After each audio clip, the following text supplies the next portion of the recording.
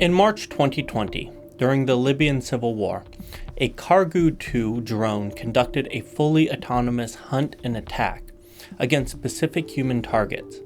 It's a quadcopter. It's fitted with object recognition and an explosive charge. It's used in kamikaze-style attacks. This attack is potentially the first fully autonomous law to be used directly against people, and its use has permanently changed the landscape for war. In this episode, we're going to explore how these weapons, laws, or lethal autonomous weapons, are changing the landscape of the battlefield, how they were used in the past, and how they're currently being looked at being used in nuclear weapons.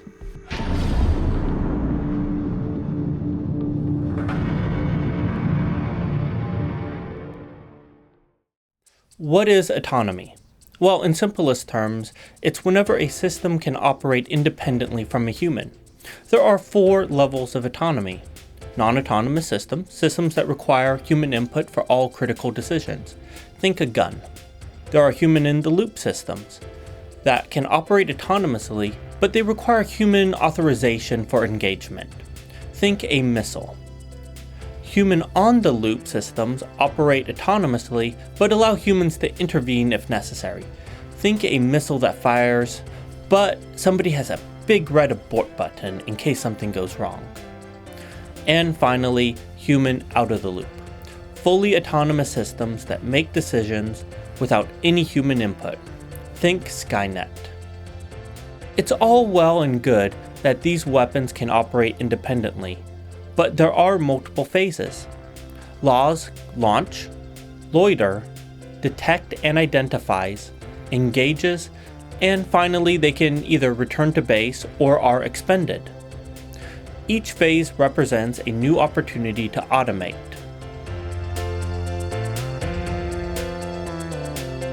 The simplest autonomous object we have in our lives is most likely your car. You don't think about it, but very few people have a fully non-autonomous vehicle, unless of course you're riding a bicycle. Let's take cruise control. It automatically controls the speed of a vehicle. It's driving a portion of the vehicle, so much that the SAE, formerly Society of Automotive Engineers, considers it a level 1 autonomous vehicle. If your car has adaptive cruise control and lane keep assist, it can both control the speed and the direction of the vehicle. This makes it level 2. Tesla FSD is in this category, and all of these are human in the loop. Level 3 and level 4 are human on the loop. They are there just to monitor the situation. And level 5 is ultimately human out of the loop. Now, all of these systems can be done with algorithmic control. Think, I'm going 61. Cut the throttle. Oh, now I'm going 59. Let's add some throttle. But in realistic terms, these are all done with AI or ML solutions, where it's taking in a multitude of sensors and calculating what is the best next action to do.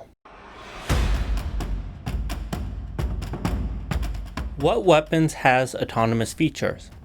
Well, let's look at some well-known examples. The good old RPG. Point, shoot, and something blows up. A human holds it, fires it. It doesn't loiter, it doesn't target, it automatically blows up when it hits something. Well, that's autonomous. And you pray it doesn't ever RTB. Now, if we compare that to the V2, again, a human fires it. It doesn't loiter, it doesn't target, but it does auto-engage after traveling a certain distance. It is expendable. The V2 and the RPG are basically the same. Okay, what about the Javelin missile? The difference is in its ability to target an enemy.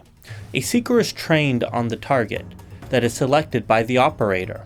This makes it human in the loop for detection and identification. Now, the Harpy is a drone created in the late 1980s by Israel and is designed for anti-radiation missions that target radar and SAM sites. It is fully human on the loop for all phases except for launch. Similarly, the AGM-88 HARM missile has the same mission, but in self-protect mode, it can operate fully without any human interaction for all phases, including launch. Can nuclear weapons operate autonomously? Well, in the stereotypical nuclear launch that we're used to seeing on TV, no. There is a policy called the two-man policy where no single person can launch a ground-based nuclear missile by themselves for the United States. However, this is only the launch phase. Let's look at the AGM-88 air launch cruise missile. It is capable of fully autonomous flight. It uses an internal guidance system with terrain contour matching, called TERCOM, to hit its target and fly under the radar, literally. A more modern weapon is the Russian Status 6 Poseidon UUV, or Unmanned Underwater Vehicle. It's a fully autonomous, AI-enabled, nuclear-powered, multi-megaton nuclear warhead, capable of staying underwater indefinitely. No matter how scary that is, the launch and engagement phases of these weapons are still manned, to the best of our knowledge. And the scariest prospect is automating that launch or engagement phase. Out of the three largest AI policies internationally, controlling AI's use in weapons seems impossible. The EU AI Act prohibits its use in high-risk systems, but high risk is about your own personal freedom, not about war. The US's AI Bill of Rights focus on the protection of consumers. Neither of these bills addresses any military applications of automation. The only AI policy that does is China's New Generation Artificial Intelligence Development Plan from 2017. Its aim is to increase the capabilities of AI within China. This is done through the promotion of technologies and cultures that are essential for the development of AI. However, the plan seeks to strengthen the military-civilian integration in the AI domain. If an AI policy doesn't apply, what about arms controls? And surprise, surprise, there isn't any. But we can look for guidance from existing control policies. There are numerous treaties that attempt to ban certain weapons, from the Ottawa Treaty that bans the use of landmines to the Hague Code of Conduct against Ballistic Missile Proliferation that aims to limit the use of ballistic missiles, and the CCW banning certain conventional weapons that do undue harm to people. And of course the largest, the most prominent, the NPT, or the Nuclear Non-Proliferation Treaty. Each of these treaties has been adopted by over 100 countries, with the NPT being adopted by every country except for 5. South Sudan, India, Pakistan, Israel, and of course, North Korea had withdrew.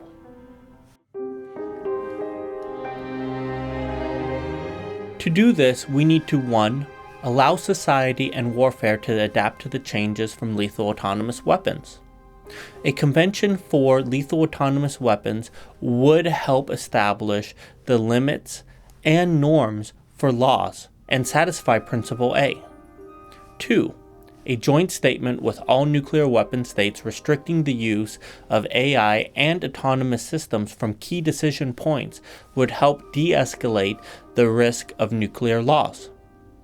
In a similar way that the joint statement of the leaders of the 5 nuclear weapon states on preventing nuclear war and avoiding arms races, they really got to come up with better names, helps to reassure the world that nuclear war is not an acceptable outcome.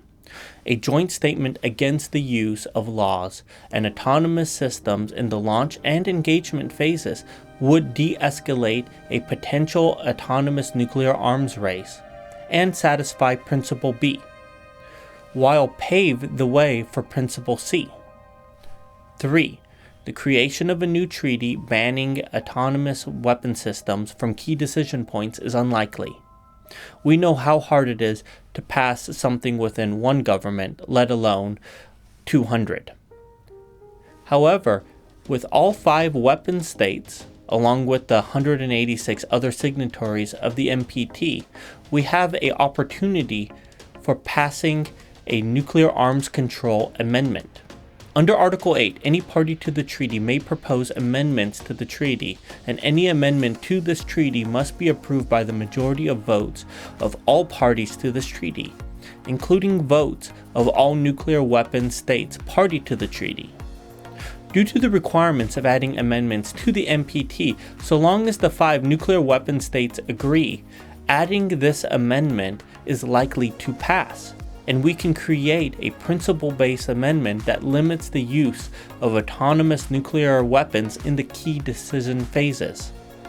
This normative treaty can prevent society going down the path of AI escalating towards nuclear warfare. Because remember, just like War Games had said, the only way to win is to not play the game.